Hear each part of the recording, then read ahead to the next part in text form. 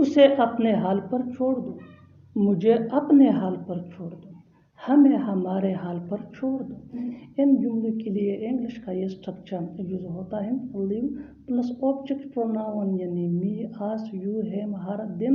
اس کے بعد آ جایا کرے گا اون، اور اون کے بعد لکھیں گے ہم پوزیسو ایڈجیکٹو یعنی my, your, our, his, her, them. اس کے بعد آ جایا کرے گا اون ریسورسز۔ اس اسٹرکچر کو اچھی طرح سمجھنے کے لیے آئیے آگے بڑھتے ہیں۔ اسے اپنے حال پر چھوڑ دو، leave him on his own resources, leave him on his own resources. Him یہ آبجیکٹ پروناؤن ہے اور ہز یہ پوزیسو ایڈجیکٹو ہے۔ آئیے آگے بڑھتے ہیں اچھی طرح سمجھنے کے لیے۔ مجھے اپنے حال پر چھوڑ دو، لیو می آن مائی اون ریسورسز، لیو می آن مائی اون ریسورسز۔ می یہ آبجیکٹ پروناؤن ہے اور مائی یہ پوزیسو ایڈجیکٹو ہے۔ لیٹس موو آن، ہمیں ہمارے حال پر چھوڑ دو، لیو آس آن آور اون ریسورسز۔ اس لڑکی کو اس کے حال پر چھوڑ دو، اس لڑکی کو اس کے حال پر چھوڑ دو، leave that girl on her own resources, leave that girl on her own resources. اور آخر میں یہ سینٹینس آپ کے لیے کامنٹ سیکشن میں اس کا جواب ضرور دینا۔ ان لوگوں کو ان کے حال پر چھوڑ دو۔ وہ رونے والوں میں سے نہیں ہے، میں جھوٹ بولنے والوں میں سے نہیں ہوں، تم لڑنے والوں میں سے نہیں ہوں۔ ایسے جملے ہم اپنے ڈے ٹو ڈے لائف یعنی روزمرہ زندگی میں ضرور بولتے یا سنتے ہیں۔ ان جملوں میں ہم کہہ رہے ہیں والوں میں سے نہیں۔ اس کے لیے آپ کو یوز کرنا ہوگا انگلش میں نوٹ ون آف دوز۔ آئیے کمپلیٹ اسٹرکچر سمجھتے ہیں۔ سبجیکٹ پلس ہیلپنگ ورب جس کو آگزیلری ورب بھی کہا جاتا ہے، یہ ٹینس یا سبجیکٹ کے مطابق ہوتا ہے، plus not one of those plus who plus V one یعنی first form of verb plus object. اچھی طرح سمجھنے کے لیے کچھ مثالیں دیکھتے ہیں۔ وہ رونے والوں میں سے نہیں ہے یعنی مجھے پتا ہے وہ رونے والوں میں سے نہیں ہے۔ She is not one of those who cry, she is not one of those who cry. She mean وہ، کرائی مین رونا۔ One more example for better understanding, میں جھوٹ بولنے والوں میں سے نہیں ہوں۔ I am not one of those who lie, I am not one of those who lie. Next example for better understanding, تم لڑنے والوں میں سے نہیں ہو یعنی مجھے پتا ہے تم لڑنے والوں میں سے نہیں ہو۔ You are not one of those who fight, you are not one of those who fight. وہ پڑھنے والوں میں سے نہیں تھا، he was not one of those who study, he was not one of those who study. اور آخر میں یہ سینٹینس آپ کے لیے کامنٹ سیکشن میں اس کا جواب ضرور دینا۔ تم کھیلنے والوں میں سے نہیں ہو، تمہارے کہنے پر میں وہاں رکا تھا، اس کے کہنے پر میں یہاں آیا ہوں، تمہارے کہنے پر میں چپ تھا۔ ان جملوں کے لیے انگلش کا یہ اسٹرکچر یوز ہوتا ہے اون پلس پوزیسو ایڈجیکٹو یعنی my, your, our, his, her, them plus saying plus sentence. اچھی طرح سمجھنے کے لیے کچھ مثالیں دیکھتے ہیں۔ تمہارے کہنے پر میں وہاں رکا تھا، on your saying I stayed there, on your saying I stayed there. Your یہ پوزیسو ایڈجیکٹو ہے، اس کے کہنے پر میں یہاں آیا ہوں۔ On his saying I have come here, on his saying I have come here. His یہ پوزیسو ایڈجیکٹو ہے، تمہارے کہنے پر میں چپ تھا۔ On your saying I was silent, on your saying I was silent. Your یہ پوزیسو ایڈجیکٹو ہے۔ بالکل ہم اس اسٹرکچر کو اسٹیپ بائی اسٹیپ فالو کر رہے ہیں۔ آپ بھی اس اسٹرکچر کی مدد سے سیکھ سکتے ہیں، بنا سکتے ہیں۔ ایسے بہت سے جملے انگریزی زبان میں آسانی سے that can be really help for you. اچھی طرح سمجھنے کے لیے ایک اور مثال دیکھتے ہیں۔ One more example for better understanding, اس کے کہنے پر میں آپ سے ملتا ہوں۔ On his saying I meet you, on his saying I meet you. اور آخر میں یہ سینٹینس آپ کے لیے کامنٹ سیکشن میں اس کا جواب ضرور دینا۔ تمہارے کہنے پر میں وہاں گیا تھا، میری محنت رنگ لائے گی، ہماری دوستی رنگ لا رہی ہے، اس کی محنت رنگ لائی۔ ایسے جملے ہم اپنے ڈے ٹو ڈے لائف یعنی روزمرہ زندگی میں ضرور بولتے یا سنتے ہیں۔ محنت رنگ لانا یعنی کسی کام میں کامیابی حاصل کرنا۔ اس کے لیے آپ کو یوز کرنا ہوگا انگلش میں پے آف۔ آئیے کمپلیٹ اسٹرکچر سمجھتے ہیں۔ سینٹینس پلس پے آف، पे یہ مین ورب ہے جو چینج ہو سکتا ہے ٹینس یا سبجیکٹ کے مطابق. اچھی طرح سمجھنے کے لیے کچھ مثالیں دیکھتے ہیں. میری محنت رنگ لائے گی. My hard work will pay off. My hard work will pay off. ہماری دوستی رنگ لا رہی ہے. Our friendship is paying off. Our friendship is paying off. اس کی محنت رنگ لائی. His hard work paid off. His hard work paid off. بالکل ہم اسٹرکچر کو اسٹیپ بائی اسٹیپ فالو کر رہے ہیں. آپ بھی اسٹرکچر کی مدد سے سیکھ سکتے ہیں، بنا سکتے ہیں. ایسے ہزاروں جملے انگریزی زبان میں آسانی سے that can be really helpful for you. اچھی طرح سمجھنے کے لیے ایک اور مثال دیکھتے ہیں. one more example for better understanding. ہماری محنت رنگ لائے گی. ہماری محنت رنگ لائے گی.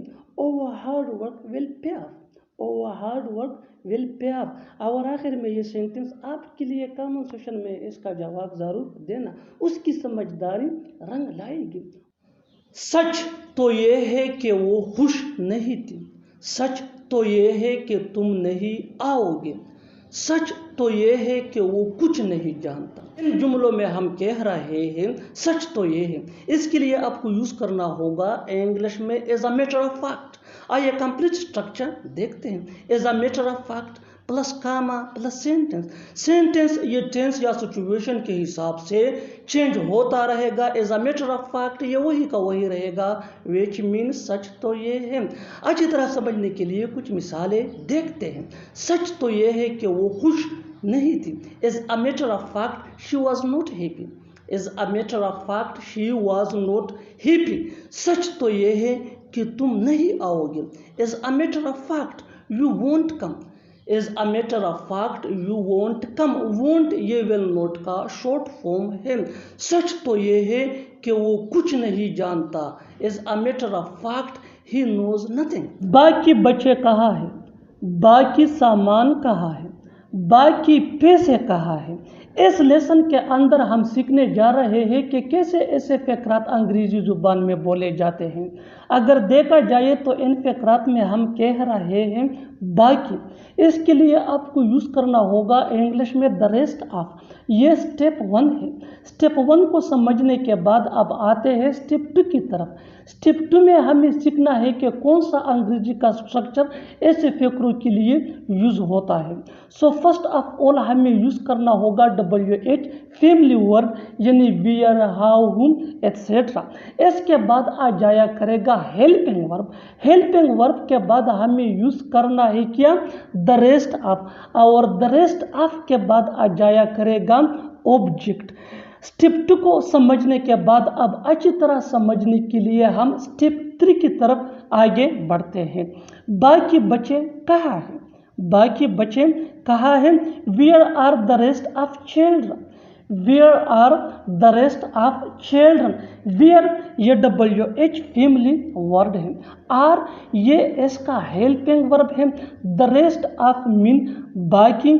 چلڈرن مین بچے. اور ویئر مین کہاں. اچھی طرح سمجھنے کے لیے ایک اور مثال دیکھتے ہیں. باقی سامان کہاں ہے؟ باقی سامان کہاں ہے؟ Where is the rest of stuff. Where is the rest of stuff.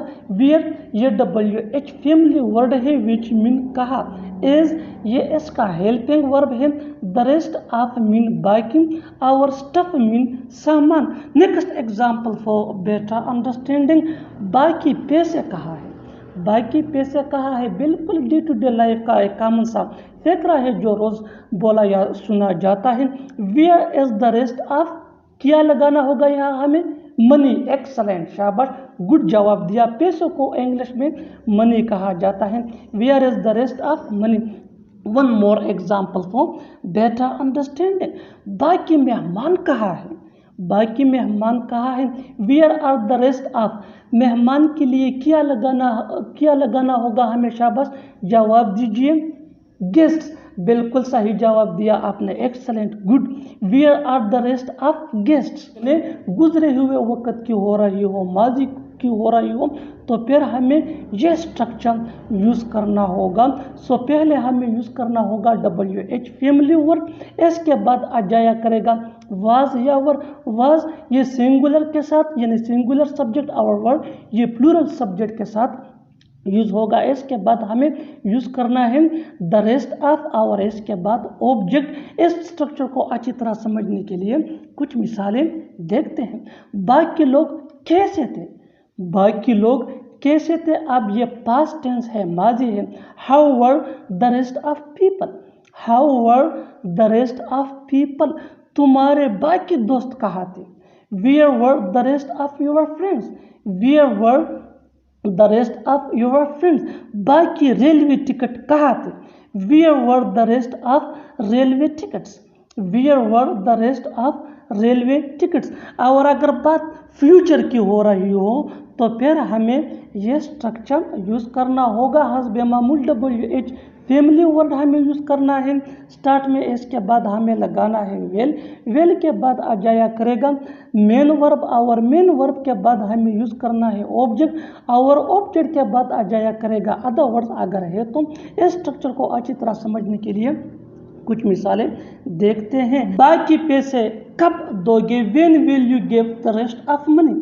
When will you give the rest of money? Next example for better understanding. बाकी मेहमान कब आएंगे? When will the rest of guest come? When will the rest of guest come? और आखिर में ये 3 फ़करात आपके लिए कमेंट सेक्शन में इसका जवाब ज़रूर देना। बाकी किताबें कहाँ हैं? बाकी किताबें कहाँ हैं? दूसरा फ़करा है बाकी खाना कहाँ था? बाकी खाना कहा था। और तीसरा फ़करा है बाकी सामान कब दोगे? बिना सोचे समझे वहाँ मत जाओ। बिना सोचे समझे बात मत करो। बिना सोचे समझे उसे मत मेलो। ऐसे जुमले हम अपने डे टू डे लाइफ यानी रोज़मर्रा ज़िंदगी में ज़रूर बोलते या सुनते हैं।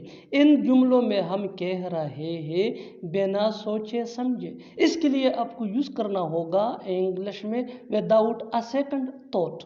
आइए कंप्लीट स्ट्रक्चर समझते हैं। Sentence plus without a second thought. Sentence ये टेंस या सिचुएशन के हिसाब से चेंज होता रहेगा। विदाउट अ सेकंड थॉट ये वही का वही रहेगा, विच मीन बिना सोचे समझे। अच्छी तरह समझने के लिए कुछ मिसालें देखते हैं। बिना सोचे समझे वहाँ मत जाओ। Don't go there without a second thought. Don't go there without a second thought. बिना सोचे समझे बात मत करो। Don't talk without a second thought. Don't talk without a second thought. बिना सोचे समझे उससे मत मिलो। Don't meet him without a second thought. Don't meet him without a second thought. बिल्कुल हम स्ट्रक्चर को स्टेप बाय स्टेप फॉलो कर रहे हैं। आप भी स्ट्रक्चर की मदद से सीख सकते हैं, बना सकते हैं ऐसे हज़ारों जुमले अंग्रेजी जुबान में आसानी से। That can be really helpful you. अच्छी तरह समझने के लिए एक और मिसाल देखते हैं। One more example for better understanding. बिना सोचे समझे मत बोलो। बिना सोचे समझे मत बोलो। Don't speak without a second thought. Don't speak without a second thought. और आखिर में ये सेंटेंस आपके लिए कमेंट सेक्शन में इसका जवाब ज़रूर देना। बिना सोचे समझे उसे मत बुलाओ। बिना सोचे समझे उसे मत बुलाओ। Subscribe to English page for more advance English sentence structure